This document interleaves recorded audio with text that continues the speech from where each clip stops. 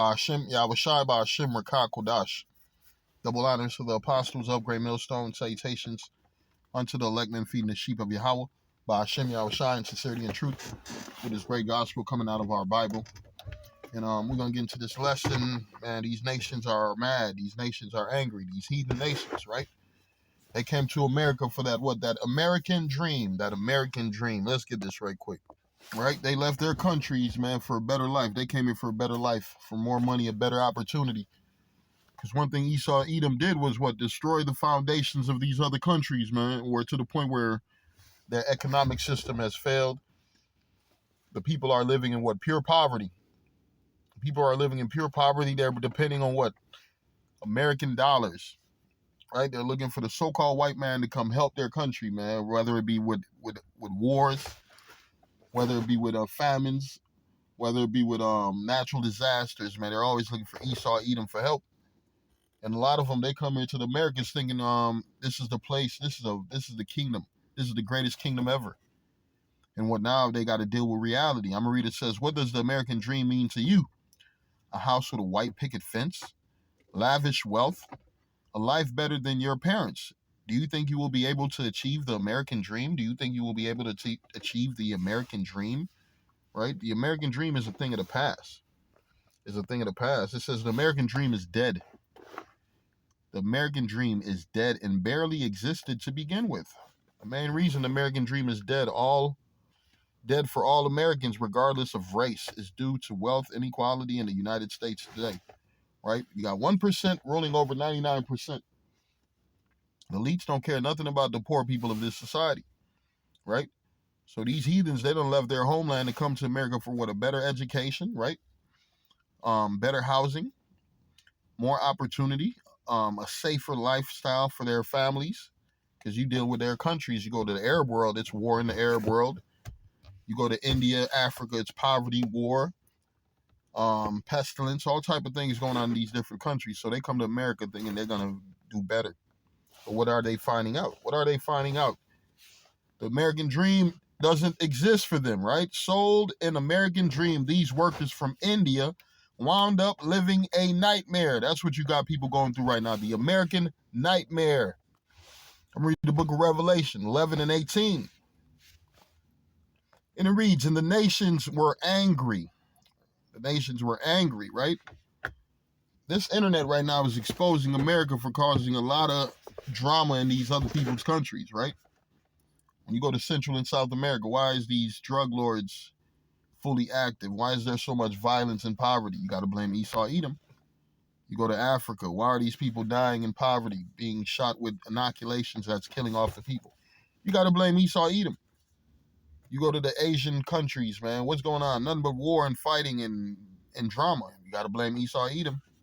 We had a movie called Lord of War where the white man goes all around the world selling weapons to poor countries so they could kill their citizens, their people, right? You got to blame Esau Edom. It says Revelations 11 and 18, and the nations were angry, and thy wrath is come in the time of the dead, that they should be judged, and that thou should givest reward unto thy servants, who the prophets and the saints, and them that fear thy name, small and great, and shouldest destroy them which destroyed the earth. Destroy the earth, and that's Esau Edom. Esau Edom is the one who destroyed the earth. Why do you think these other nations come to America? Right? Esau Edom then destroyed their societies, man, their homelands, and started conflicts and wars, right? And caused mass poverty in these different countries to the point, man, their money ain't worth nothing. They got to depend on the American dollar. The American dollar has become God on earth, right? Due to Esau Edom setting up this system. And right now here in America, a lot of these heathens are realizing that American dream is not for them either, right? You got these East Indians, right? They come to America thinking, man, I'm going to get me a 7-Eleven. I'm going to leave it for my son and my great-grandson. And that's not happening. You dot-head ass niggas, right? You Sheba worshiping motherfuckers. That's not working because the Lord's not with you, East Indians. The Lord's not with you, Pakistanians, right? You people, you gotta realize these people, these heathens, Elam, that's them Elamites, right? That's a heathen, and that's an enemy of the children of Israel, man. They're not supposed to prosper here. That's why they treat you niggas like shit in the ghettos. You got Elam, you got Ishmael, you got Moab, you got Ham, and you got Esau, Edom in all these black and Hispanic neighborhoods. Not too many Hispanic neighborhoods. That's one thing I like about Northern Kingdom. They don't need too many motherfuckers in their neighborhood bringing their food. They rather deal with their own food. They like to deal with their own people. But you so-called blacks, Haitians, Jamaicans, yeah, you fully dependent on the white man for everything. You like the white man's food. You like the white man's theater. You like the white man's entertainment. You love everything about the devil. Just like these heathens. And now they finding out the devil is not for them. I'm going to read this right here. This is Jeremiah 50:16. And it reads, cut off the sword from Babylon. Where is Babylon? Or America, the virgin daughter of Babylon, who ought to be destroyed, right? Cut off the sword from Babylon, and him that handled the sickle. And in the time of the harvest, for the fear of the oppressing sword, they shall return everyone to his own people, and they shall flee everyone into his own land. That's what's about to happen very soon. They're going to realize, man, this is not the place. This is not the place to be great. This has become a nightmare. This is actually the oppressing city, the bloody city. What's happening right now? Violence. The spirit of death is in the air, man. Motherfuckers getting killed. A lot of you heathens, man, you getting off of work, you getting jacked. You getting jacked by who? Judah, Benjamin, Levi, Issachar, the children of Israel, right? The children of Israel, man. The Lord has turned the children of Israel into a terror here in Babylon the Great. A lot of the crimes happening right now, who's doing it? So-called black and Hispanics, right? So we know this place is no longer a safe place for the enemies of the children of Israel. Honestly, this place ain't a safe place for nobody. That's why it says, cut off the sword from Babylon, Jeremiah 50:16. Cut off the sword from Babylon and him that handles sickle, and in the time of the harvest, a famine is coming, right? A time of everything being stopped. Yeah, ain't gonna be no movement. Yeah, your woman ain't going to work, you ain't going to work, your kids ain't gonna be going to school. Y'all gonna be sitting somewhere waiting for the Lord to help you and deliver you. That's the people who trust in the Lord. And to the other people, they're gonna just fucking turn up. They're gonna turn up. They're gonna be committing crimes to survive. They're gonna be stealing and robbing. Right? We ain't gonna be stealing and we ain't gonna be breaking the laws of Yahweh Shemi Shai just because it's the end of a society. Well, we're gonna depend more on Yahweh Shemi Shai. That's what he woke us up for us to call on him. Cut off the sword from Babylon and him that handles the sickle, in the time of the harvest. For the fear of the oppressing sword, they shall turn everyone to his own people. They shall free everyone into his own land. Isaiah 13:14, and it shall be as a chase roe, and as a sheep that no man taketh up. They shall every man turn to his own people, and flee everyone into his own land. Everybody's about to be going back home. Yeah, they're gonna realize the American dream never existed. It died a long time ago. It was a fucking visage. It was fake. It was fraudulent. It never existed, and damn sure it exists for no heathen. Right? You had a few different heathens make it because Esau got to set up a system where it looks like you can make it, but really you can't make it. Right? This is not our rest. I'm gonna go to the book of Micah 2:10.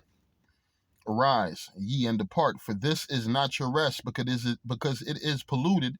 It shall destroy you even with a sore destruction. I'm gonna read this again for you Israelites who want to be comfortable in hell, who's trying to build on a broken foundation, a dying foundation, right? Arise ye and depart, for this is not your rest, right? You're trying to build in America. This is not your rest. You're trying to find yourself in America. This is not your rest. You're trying to establish yourself in a falling society. This is not your rest. Arise ye and depart, for this is not your rest, because it is polluted.